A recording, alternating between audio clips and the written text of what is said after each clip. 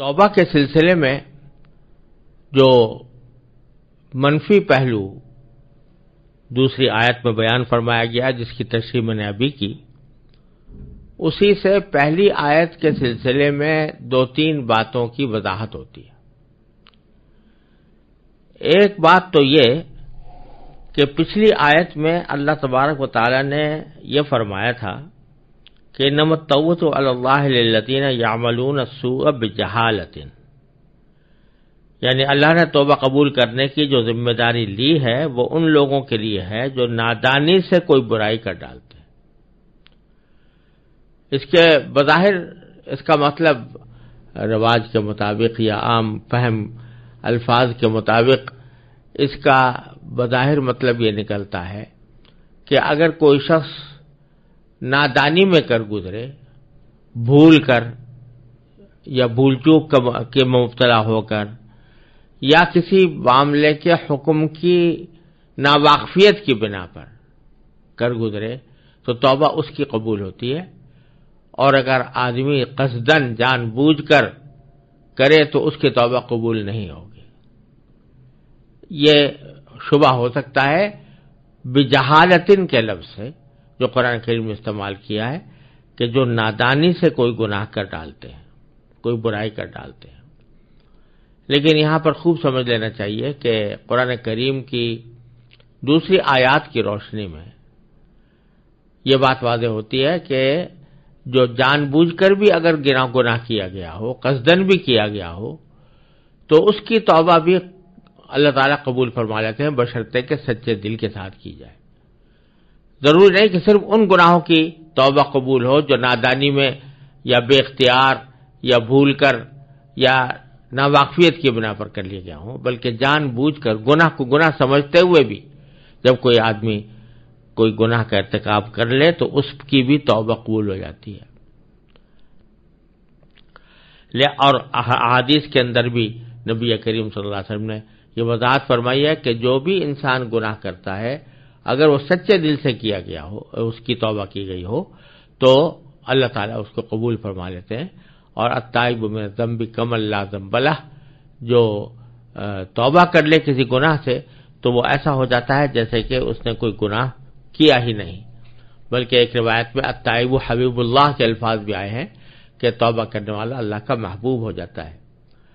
اور بعض روایات کی روشنی میں بزرگوں نے یہ بھی ذکر کیا ہے کہ جب کوئی بندہ گناہ سے توبہ کر لیتا ہے، سچی توبہ، تو صرف یہی نہیں کہ اس گناہ پر کوئی گرفت نہیں ہوتی بلکہ اس کو فرشتوں کے لکھے ہوئے نامہ اعمال سے بھی مٹا دیا جاتا ہے، تاکہ آخرت میں جب نامہ اعمال آئے تو اس کی رسوائی بھی نہ ہو۔ تو توبہ ایسی چیز ہے جو ہر قسم کے گناہ کو اور ہر قسم کی خطا کو اللہ تعالی نے مٹانے کا ایک بہترین ذریعہ یہ رکھا ہے کہ جب بھی آدمی کہیں مبتلا ہو جائے تو پھر فوراً اللہ تعالیٰ کی طرف رجوع کر کے توبہ کرے، تو نہ صرف یہ کہ گناہ معاف ہو جائے گا بلکہ وہ گناہ اس کے نامہ اعمال ہی سے مٹا دیا جائے گا۔ لہذا ایک پہلو تو یہ بیان کرنا ضروری تھا کہ بجہالتن کی قید جو ہے وہ احترازی نہیں ہے بلکہ اتفاقی ہے، اور دوسرے الفاظ میں یہ بھی کہا جا سکتا ہے کہ جو گناہ بھی کیا جاتا ہے وہ حقیقت میں جہالت ہی سے ہوتا ہے، چاہے جان بوجھ کر کیا جا رہا ہو، لیکن یہ تو حماقت ہی ہے، جہالت ہی ہے جس کی بنا پر انسان گناہ کا ارتکاب کرتا ہے۔ تو جہالت کا جو لفظ ہے وہ حقیقت میں ہر گناہ کے اوپر صادق آتا ہے، چاہے وہ بھول کر کیا گیا ہو،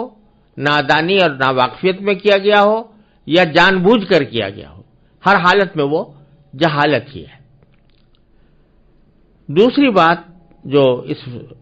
آیت میں قابل ذکر ہے وہ یہ ہے کہ یہ فرمایا تھا کہ توبہ ان لوگوں کی قبول ہوتی ہے جو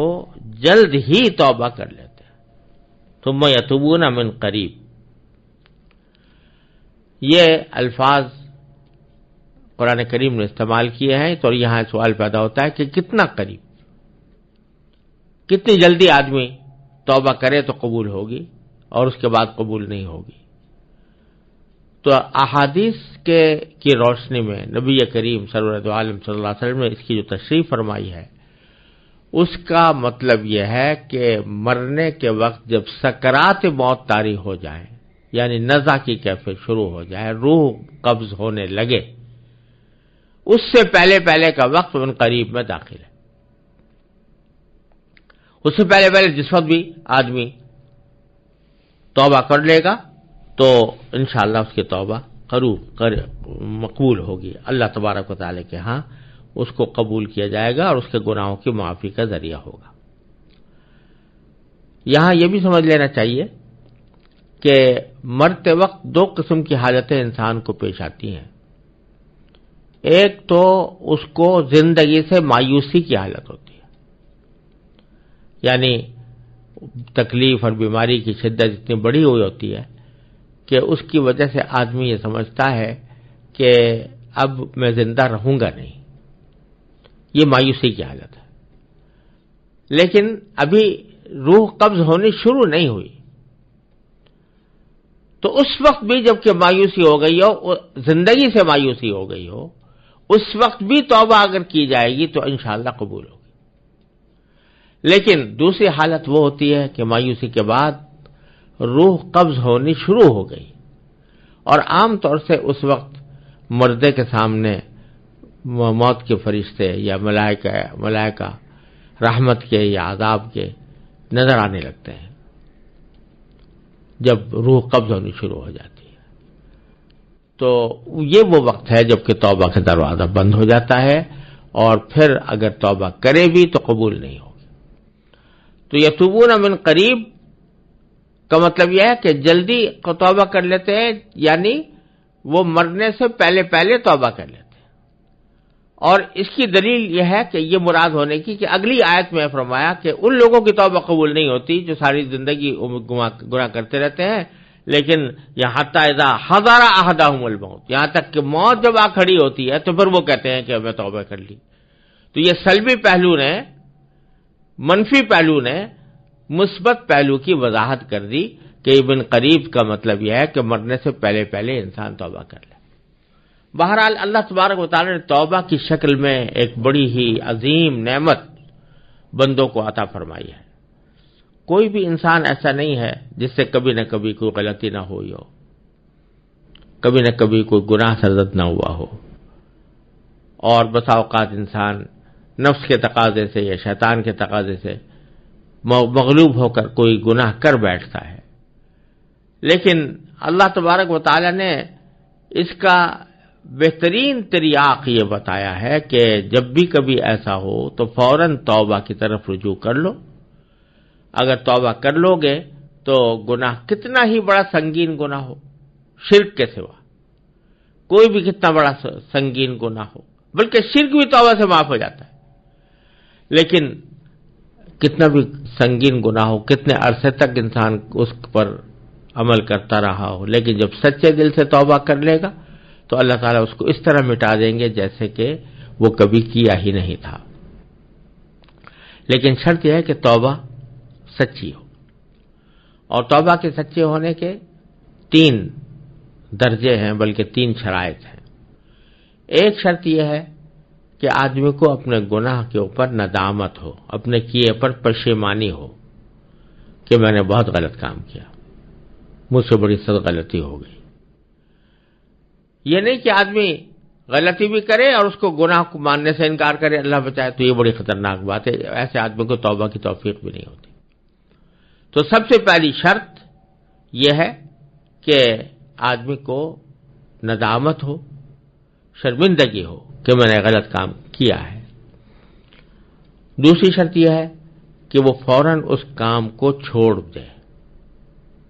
جس سے توبہ کر رہا ہے اس کو چھوڑ دے۔